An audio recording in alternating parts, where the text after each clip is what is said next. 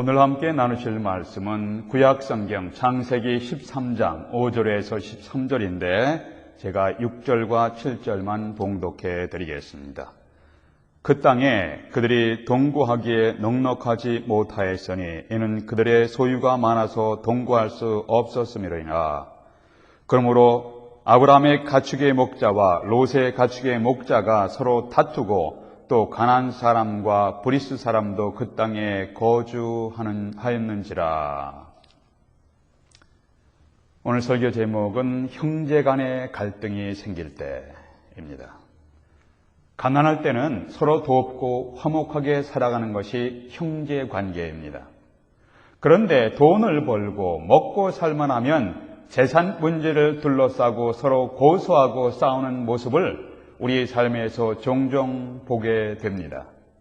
이해관계가 엇갈리면 죽일 놈, 살릴 놈 하면서 얼굴을 붉히며 싸우는 모습들입니다. 우리의 가정에서, 우리의 직장 생활에서, 우리의 사업체에서, 심지어 우리의 신앙 공동체 안에서도 인간 관계의 갈등은 늘 발생하고 있습니다. 우리가 서로 이해하고 양보하며 더불어 살아가는 것이 좋은 모습이지만 때로는 불가피하게 발생하는 갈등을 극복하는 지혜를 배울 필요가 있습니다. 아브라함이 기근을 피하여 애굽에 갔다가 나올 때 눈에 띄는 모습이 있습니다. 그것은 2절에 보니까 아브라함에게 육축과 은금이 풍부하였더라. 재산이 많이 불어났습니다. 6절 7절에서 아브람과 롯의 가축의 소유가 많아서 한 곳에 동거할 수 없게 되었다. 그러므로 아브람의 가축의 목자와 롯의 가축의 목자가 서로 다투었다. 아브라함과 그의 조카인 롯 사이에 갈등이 발생했습니다. 가난했던 시절에는 형제 간에 서로 돕고 사랑하며 살았습니다. 그런데 형제 간에 재산으로 인해 다투는 수치스러운 모습이 믿음의 조상 아브라함에게도 일어나게 되었습니다. 우리 믿음의 조상들은 형제 간에 갈등이 발생했을 때 어떻게 처리했는가를 보면서 오늘날 우리에게 발생하는 갈등을 어떻게 처리해야 합당하고 지혜로운 모습인지를 함께 배우고자 합니다. 우리 형제들 사이에 갈등이 발생했을 때 어떻게 할 것인가? 첫 번째는 죄송합니다. 첫 번째는 서로에게 이해되는 건설적인 제안을 하십시오. 서로에게 이해되는 건설적인 제안을 하십시오. 7절에서 그러므로 아브라함의 가축의 목자와 롯의 가축의 목자가 서로 다투고, 이때 아브라함이 이렇게 말합니다. 8절 9절에서 우리가 한 친족이라 나나 너나 내 목자나 내 목자나 서로 다투게 하지 말자. 내 앞에 온 땅이 있지 아니하냐? 나를 떠나가라. 내가 좌하면 나는 우하고 내가 우하면 나는 좌하리라. 아브라함이 주도적으로 해결책을, 건설적인 해결책을 제시했습니다. 훗날 솔로몬은 다툼의 위험에 대해서 이렇게 지혜의 말씀을 권면했습니다. 다투는 시작은 방축에서 물이 새는 것 같은 즉 싸움이 일어나기 전에 시비를 그칠 것이니라. 물이 새 때에 훗날에 방축이 다 무너질 위험이 있으니까 미리 시비를 그치는 것이 좋다는 그런 조언입니다. 8절 9절에서 아브라함이 매우 너그러운 성품으로 롯을 대했습니다. 우선적인 선택권을 조카인 롯에게 주었습니다. 이것은 단순히 아브라함이 너그러운 성품을 나타내는 것이 아니라 그 당시 족장 문화에서 매우 특별한 호의를 롯에게 베푸는 것입니다. 이 당시에 아브라함은 족속의 우두머리였습니다. 나이도 롯보다 많은 어른이었습니다. 이런 위치에서 아브라함은 모든 것을 자신이 먼저 선택하고 롯에게 명령을 할 수도 있는 위치에 있었습니다. 그러나 아브라함은 조카 롯에게 너그럽게 은혜를 베풀었습니다. 조카 롯, 자네가 먼저 갖고 싶은 땅을 선택하게나. 이것은 완전히 단절이나 결별하자는 것이 아니라 서로의 갈등을 줄이고 건설적인 관계로 회복되기 위한 제안이었습니다. 좀 더 진행된 이야기에서 아브라함을 떠나 더 좋은 땅을 가진 조카 롯이 살아가다가 전쟁포로가 되었다는 소식을 아브라함이 들었습니다. 이에 아브라함은 온 힘을 다해서 조카인 롯을 구출했습니다. 때로는 계속되는 갈등을 막기 위해 서로 떠나 훗날 건설적인 관계 회복을 도모하는 것이 필요할 때가 있습니다. 갈등이 발생했을 때 누가 옳고 그르니 하면서 시시비비를 가리는 것이 갈등을 해결하지 못하는 경우가 많습니다. 우리의 인생에는 옳고 그름의 문제가 아닌 것들이 많습니다. 옳을 수도 있고 그럴 수도 있다는 문제들이 많이 있습니다. 명백하게 옳고 그른 것을 나누기가 어려울 때 감정의 폭발을 막고 서로에게 건설적인 대안을 모색하는 것이 지혜로운 방법입니다. 믿음의 조상 아브라함이 조카 롯과의 갈등을 해결하는 방법으로 그렇게 했습니다. 우리 형제들 사이에 갈등이 발생할 때 어떻게 할 것인가? 첫 번째, 그것은 서로에게 이해되는 건설적인 제안을 하며 풀어가십시오. 두 번째, 하나님께 의탁하며 믿음으로 선택하십시오. 오늘 말씀 9절에서 아브라함이 롯에게 먼저 선택권을 주었습니다. 내가 좌하면 나는 우하고 내가 우하면 나는 좌하리라. 자네가 왼쪽으로 가봐. 그럼 나는 오른쪽으로 갈게. 자네가 오른쪽으로 가면 나는 왼쪽으로 갈 거야. 일시적으로 우리가 땅이 좁으니까 좀 떠나 있읍시다. 이런 제안입니다. 롯이 어떻게 선택했습니까? 롯이 선택하는 이유를 나타내는 단어들이 있습니다. 10절에 보니까 롯이 눈을 들어 요단을 바라본 즉 소알까지 온 땅에 물이 넉넉하니.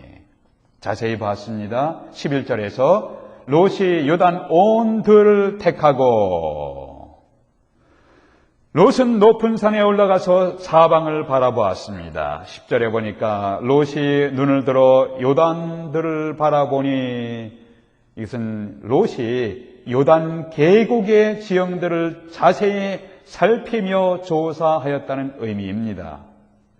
롯은 자기의 지식과 자기의 안목으로 철저하게 계산하고 미래를 염두에 두고 선택한 것입니다. 현실적으로 매우 똑똑하고 계산하고 선택한 것이에요. 그런데 롯이 선택하는 과정에서 하나님의 뜻을 구했다는 말씀이 없습니다. 롯은 기도하고 하나님께 기도하고 선택한 것이 아닙니다. 롯이 예배드리면서 하나님의 뜻을 구하고 선택한 것이 아니라 순전히 현재 자기의 눈으로 보기에 유익할 것 같으니까 선택한 것입니다.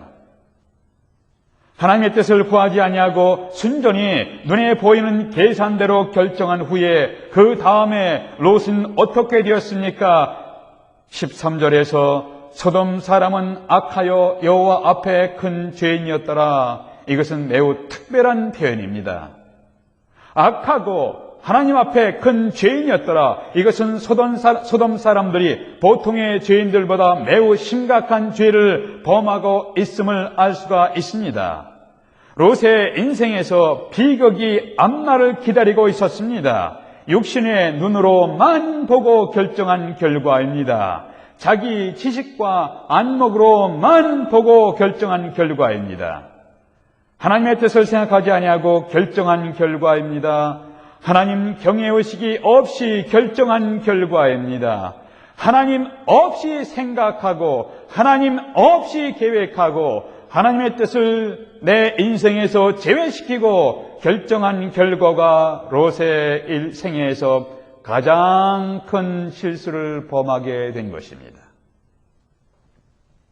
반면에 아브라함은 어느 쪽을 선택했습니까? 18절에 보니까 이에 아브라함이 장막을 옮겨 헤브론에 있는 마므레 상수리 수풀에 이르러 거주하며 거기서 여호와를 위하여 제단을 쌓았더라.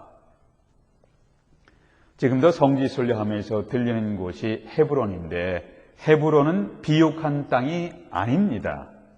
한마디로 안 좋은 땅입니다. 한마디로 척박한 땅입니다. 그렇지만 하나님이 허락한 땅이니 여기서 하나님을 예배하며 살겠습니다 라고 선택한 땅이 아브라함에게 헤브론이었습니다. 아브라함은 하나님을 생각하고 하나님의 뜻을 생각하고 육신의 눈으로 좋지 않게 보이는 땅이지만 하나님을 의지하며 살기로 결단하고 선택했습니다. 결과는 어떻게 되었습니까? 롯이 선택한 소돔과 고모라 땅은 나중에 불구덩이가 되었습니다. 그러나 아브라함은 헤브론에서 하나님을 섬기며 살아가며 축복의 통로가 되는 삶을 살아가게 되었습니다. 지금 당장은 내게 안 좋게 보이지만 하나님의 뜻을 생각하고 하나님 앞에 정당한 선택을 하겠다는 아브라함의 믿음의 결정을 하나님이 축복하셨습니다. 아브라함이 애굽에 내려갔을 때 그는 이제까지 믿음의 사람과는 어울리지 않는 유치한 행동과 말을 하였다는 것을 여러분 지난 장에서 보셨을 것입니다. 자기의 신변의 안전을 위하여 부인 사라를 누이 동생이라고 거짓말하는 치사한 사람이었습니다. 아브라함은 믿음과 의심이 혼합된 마음으로 고통했습니다. 때때로 어떤 사건을 만날 때 우리의 마음도 이렇게 믿음과 의심이 혼합되어 방황할 때도 있습니다. 믿음과 의심이 혼합되어 고뇌하는 아브라함의 모습을 우리의 삶 가운데서도 종종 경험하게 됩니다. 애굽에서 모욕적인 말을 듣고 부끄러움을 경험한 아브라함은 다시 가나안 땅으로 향했습니다. 우선적으로 아브라함이 찾은 곳이 어디였습니까? 베델입니다. 베델이라는 도시 근처에서 아브라함이 먼저 번에 쌓았던 제단으로 갔습니다. 거기서 여호와 하나님의 이름을 부르며 예배를 드렸습니다.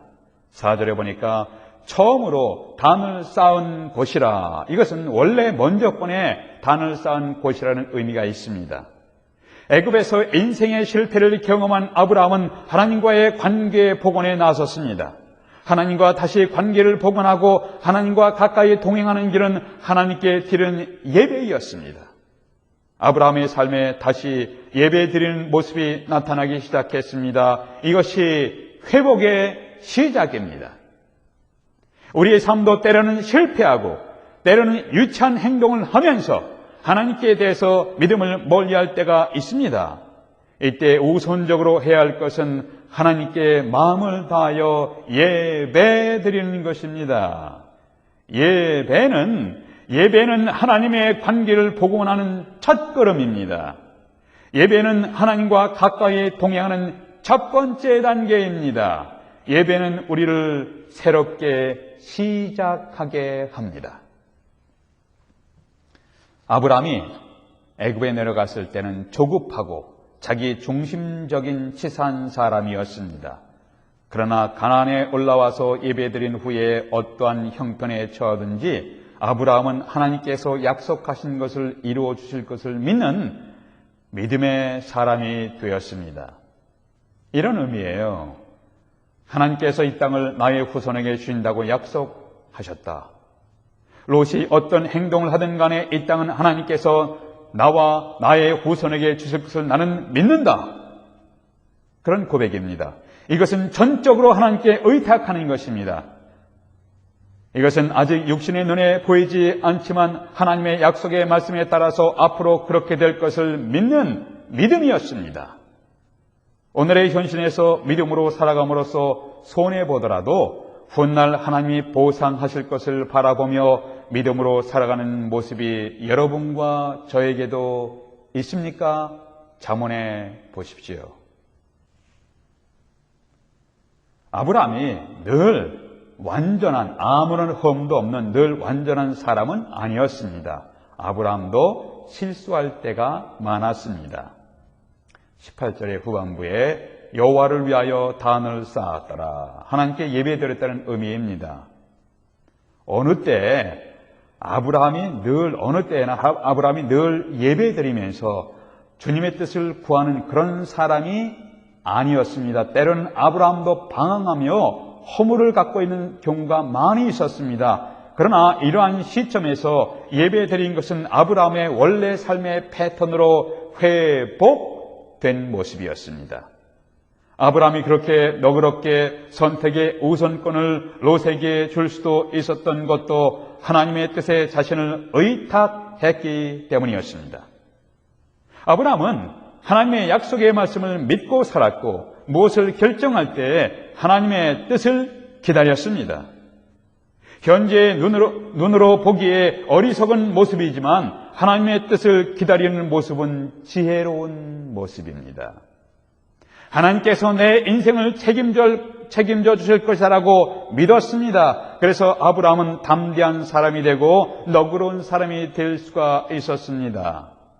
지금은 당장 손해를 보는 것 같지만 하나님이 책임지실 것이라는 믿음으로 살아가는 삶에 여유가 있는 사람이었습니다.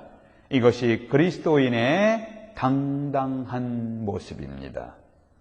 오늘은 손해를 보고, 오늘은 때로는 짓밟히고, 오늘은 상처를 입고, 오늘은 오해를 당하면서도 찬송하며 살아가는 하나님의 사람 아브라함의 모습을 배워 가십시다. 오늘의 말씀에서 주목할 것은 13장 7절에서 아브라함의 가축의 목자와 롯의 가축의 목자가 서로 다투고 또 가나안 사람과 브리스 사람도 그 땅에 거하였는지라는 말씀, 이 말씀도 주목해 보십시오. 하나님의 사람들이 다투고 있을 때 주변에 세상 사람들이 살면서 보고 있었습니다. 오늘날 세상 사람들이 우리 그리스도인들을 주목하고 있다는 것을 기억하십시오. 세상 사람들의 눈이 오늘날의 교회를 지켜보고 있습니다. 세상 사람들의 눈이 저와 여러분을 주목하고 있습니다. 세상 사람들은 우리 그리스도인들에게 어떠한 기대감을 갖고 있습니다. 내가 인간관계 갈등의 한복판에 서 있을 때 나와 그 사람과 그 사람 상대방만을 생각하기보다는 하나님의 시선을 의식하면서 복음에 어떤 영향을 미칠 것인가를 생각한다면 보다 신중하게 접근할 수 있게 될 것입니다. 저와 여러분이 갈등의 중앙에 있을 때 하나님의 뜻, 하나님의 기대, 복음의 사역, 세상 사람들이 주목하고 있다는 것을 생각하며 덕스럽게 행동하기를, 기도하면서 하나님의 도움을 구하면서 갈등을 풀어가는 지혜를 배우게 되시기를 주님의 이름으로 기원합니다. 하나님 아버지, 형제들과의 갈등의 한복판에 있을 때 하나님의 눈을 의식하며 선택하는 것을 배우게 하옵소서. 예수 그리스도의 이름으로 기도하옵나이다. 아멘.